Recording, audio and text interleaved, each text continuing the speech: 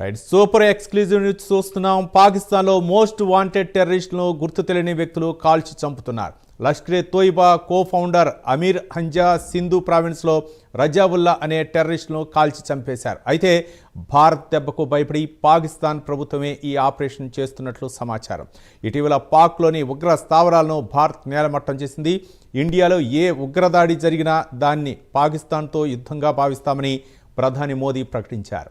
ఈ నేపథ్యంలో పాకిస్తాన్ ప్రభుత్వమే టెర్రరిస్టులను లేపేస్తున్నట్లుగా జోరుగా ప్రచారం జరుగుతుంది. అంతేకాకుండా టెర్రరిస్టులను చంపేస్తామని భారత్కు పాక్ హామీ ఇచ్చినట్లు గుసగుసలు వినిపిస్తున్నాయి. ఏదైతేనే ఏదో ఒక రూపంలో ఉగ్రవాదులు హతమవుతున్నారు.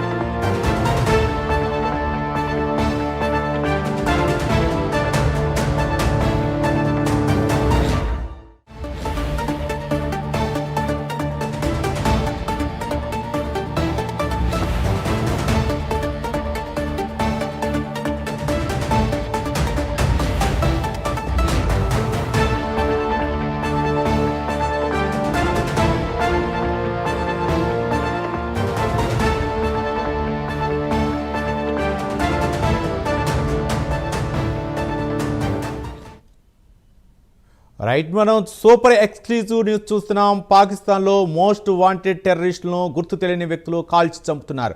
లష్కరే తోయిబా కో ఫౌండర్ అమీర్ హంజా సింధు ప్రావిన్స్లో రజావుల్ అనే టెర్రరిస్టులను కాల్చి చంపేశారు. అయితే భారత్ దెబ్బకు భయపడి పాకిస్తాన్ ప్రభుత్వమే ఈ ఆపరేషన్ చేస్తున్నట్లు సమాచారం. ఇటీవల పాక్లోని ఉగ్ర స్థావరాలను భారత్ నేలమట్టం చేసింది. ఇండియాలో ఏ ఉగ్రదాడి జరిగినా దాన్ని పాకిస్తాన్తో యుద్ధంగా భావిస్తామని ప్రధాని నరేంద్ర మోదీ ప్రకటించారు. ఈ నేపథ్యంలో పాకిస్తాన్ ప్రభుత్వమే టెర్రరిస్టులను లేపేస్తున్నట్లుగా జోరుగా ప్రచారం జరుగుతుంది. అంతేకాకుండా టెర్రరిస్టులను చంపేస్తామని భారత్కు పాక్ హామీ ఇచ్చినట్లు గుసగుసలు వినిపిస్తున్నాయి. ఏదైతేనే ఏదో ఒక రూపంలో ఉగ్రవాదులు హతమవుతున్నారు.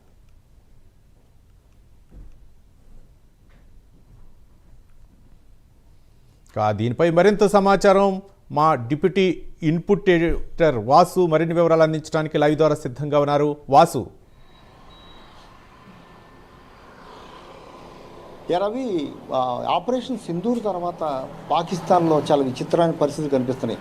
ఎందుకంటే టెర్రరిస్టులని దేశభక్తులుగా చూసేటటువంటి పాకిస్తాన్లో ఇప్పుడు టెర్రరిస్టులు కనిపిస్తే కాల్చేస్తున్నారు. అసలు ఎవరు కాల్స్తున్నారు, ఎందుకు కాల్స్తున్నారు, కాల్చేవాళ్ళు ఎవరు అనేది కూడా ఎవరో తెలియని పరిస్థితి. దీనికి అంతా కూడా కారణం ఆపరేషన్ సింధూర్ తర్వాత మారిన పరిస్థితి అని చెప్పొచ్చు. ఎందుకంటే గతంలో కూడా టెర్రరిస్టులు పెంచి పోషించి ప్రపంచ దేశాల మీద వదిలినటువంటి పాకిస్తాను మొన్న ఈ ఆపరేషన్ సింధూర్ యుద్ధం కారణం కూడా టెర్రరిస్టులే. అనేక సార్లు ఇప్పటికీ టెర్రరిస్టులు మన మీద దాడి చేయడం జరిగింది, అనేక మందిని చంపేయడం జరిగింది. పోలీసులు అయితేనే, మిలిటరీ వాళ్ళని అయితేనే అనేక విధాలుగా భారతదేశానికి ఎంతో నష్టం, భారతదేశ పౌరులు కూడా నష్టం కల్పించే విధంగా చేస్తూ వస్తుంది. ఈ నేపథ్యంలో మొన్న ప్రధాని కూడా చాలా హెచ్చరిక జారీ చేశారు. ఈసారి టెర్రరిస్టుల దాడి భారత్పై జరిగితే గనక దాన్ని యుద్ధంగానే భావిస్తాం అని చెప్పడం జరిగింది. అదేవిధంగా ఆపరేషన్ సింధూర్లో భాగంగా ప్రధానమైన డిమాండ్ యుద్ధం ఆపడానికి లేదా చర్చలకు రావడానికి ప్రధానమైన ఆపరేషన్ సింధూర్లో భాగంగా ఆ ఉగ్రవాదులందరూ కూడా తమకు అందించాలని ప్రధాన డిమాండ్ పెట్టడం జరిగింది. ఈ నేపథ్యంలో ఆ ఉగ్రవాదులందరూ కూడా భారత్కి అప్పగిస్తారా లేకపోతే లేదా అనే సందిగ్ధం నేపథ్యంలో చాలామంది ఈ ఆపరేషన్ సింధూర్లో మనకు నష్టం చేసిన, గతంలో కూడా నష్టం చేసిన ఉగ్రవాదులు అందరూ కూడా వరుసగా హత్యలకు గురవుతున్నారు, కాల్పులకు గురవుతున్నారు. ఈ కాల్పులు కూడా గుర్తు తెలియని వ్యక్తులు కాలుస్తున్నారని చెప్తున్నారు. ఇదంతా కూడా ఎవరు చేస్తున్నారు అంటే పాకిస్తాను ఒకవేళ మన భారత హెచ్చరికలకి భయపడి ఈ విధంగా చేస్తుందా, లేకపోతే వేరే వర్గాలు ఏమైనా చేస్తున్నాయని తెలియనప్పుడు కూడా వరుసగా అయితే టెర్రరిస్టులు అయితే హతమవుతున్నారు. హతం అవటం పట్ల కూడా భారత పౌరులు కూడా హర్షం వ్యక్తం చేస్తున్నారు. ఎందుకంటే మంచికి మరో పేరైనటువంటి భారతీయ పౌరులపై ఈ గతంలో అనేక మార్లు ఈ విధంగా దాడులు చేయటం, పౌరులను చంపేయటం, చాలా అరాచకాలు చేయడం జరిగింది. ఈ టెర్రరిస్టులను ఎంతో కాలంగా కూడా భారత ప్రభుత్వం కూడా ఎన్ని ప్రభుత్వాలు మార్చారో వారిని అణచివేయకుండా మొత్తం కూడా సహనంగా చూడటం మొదలైంది. ఈ నేపథ్యంలో ప్రధాని మోడీ అయితే చాలా కీలకమైన నిర్ణయం తీసుకున్నారు. ఈసారి కనుక భారత్పై దాడి జరిగితే, టెర్రరిస్టులు దాడి చేస్తే దాన్ని యుద్ధంగానే పరిణిస్తామని చెప్పడం జరిగింది. ఆ యుద్ధం ఏ విధంగా ఉంటుందో కూడా పాకిస్తాన్ చవి చూసింది. పాకిస్తాన్ చాలా నష్టపోయింది. చాలా వరకు ఓపిక పట్టినటువంటి భారత్ మొత్తం కూడా ఆర్మీ అయితేనే మొత్తం కూడా ఏ విధంగా యుద్ధం చేశారో, ఏ విధంగా వాళ్ళని మట్టి కరిపించారో అర్థమైంది. ఇప్పటికే పాకిస్తాన్ చాలా నష్టపోయింది. ఆకలి కేకలతో కూడా విలవిల్లాడిపోతుంది. నీళ్ళు లేక, చొక్క నీళ్ళు లేక విలవిల్లాడిపోతుంది. అంతర్యుద్ధం వచ్చిందనే నేపథ్యంలో పాకిస్తాన్లో అనేకమైన విధ్వంసాలు జరుగుతున్నాయి. వాళ్ళే కొట్టుకునే పరిస్థితి వచ్చింది. ఈ పరిస్థితిలో ఈ విధంగా ఉగ్రవాదుల్ని మొత్తం కూడా కాల్చివేస్తున్న పట్ల ఇక్కడైతే హర్షం వ్యక్తం. ముఖ్యంగా ఈ చనిపోయిన వాళ్ళలో చాలా ముఖ్యమైన వాళ్ళు లష్కర్ తోయిబా ఫౌండరు అమీర్ హంజాన్ను కాల్చి చంపేశారు. సింధూర్ ప్రావిన్స్లో రజావాలా అనే టెర్రరిస్ట్ను కూడా కాల్చి చంపేశారు.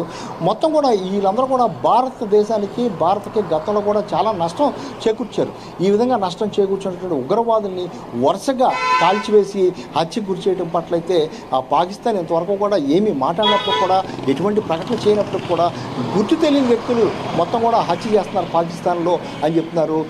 ఈ చర్యల పట్ల అయితే ప్రపంచవ్యాప్తంగా కూడా హర్షం వ్యక్తం అవుతుంది. ఎందుకంటే పాకిస్తాన్ ఉగ్రవాద దేశంగా, ఉగ్రవాదం తయారు దేశంగా ఏర్పడింది. ఎందుకంటే మన రీసెంట్గా చూసాం ఆపరేషన్ సింధూర్లో మృతి చెందినటువంటి ఉగ్రవాదుల్ని ప్రభుత్వ లాంఛనాలతో దారుణంగా పాకిస్తాన్ జెండా కూడా కప్పి వాళ్ళకి అంత్యక్రియలు జరిపారు. మేము జరపలేదన్నారు. మనం ఆధారాలతో సహా నిరూపించడం జరిగింది. ఈ విధంగా ఉగ్రవాదులను ప్రోత్సహిస్తూ, ఉగ్రవాదులను ప్రపంచ దేశాల మీద వెళ్తూ, ప్రధానంగా కాశ్మీర్ సమస్యని సాకుగా చూపించి భారతదేశం మీద దాడి చేస్తున్నటువంటి పాకిస్తాన్ ఈ ఉగ్రవాదం నిర్మూలించే పనిలో పడిందని చెప్పాలి. ఎందుకంటే తప్పనిసరిగా పాకిస్తాన్ భయపడింది. ఎందుకంటే కాశ్మీర్లో మొన్న జరిగినటువంటి విధ్వంసం కావచ్చు, వీటన్నిటి కూడా పాకిస్తానే కారణమని ప్రపంచ దేశాలు కూడా నమ్ముతున్నాయి. ఈ పరిస్థితుల్లో భారతదేశం ఇచ్చినటువంటి వార్నింగ్కి తప్పనిసరిగా పాకిస్తాన్ భయపడే ఈ విధంగా గుర్తు తెలియని వ్యక్తులతో టెర్రరిస్టులు మొత్తం కూడా హత్య చేస్తుందని చెప్పే పరిస్థితి కనిపిస్తుంది.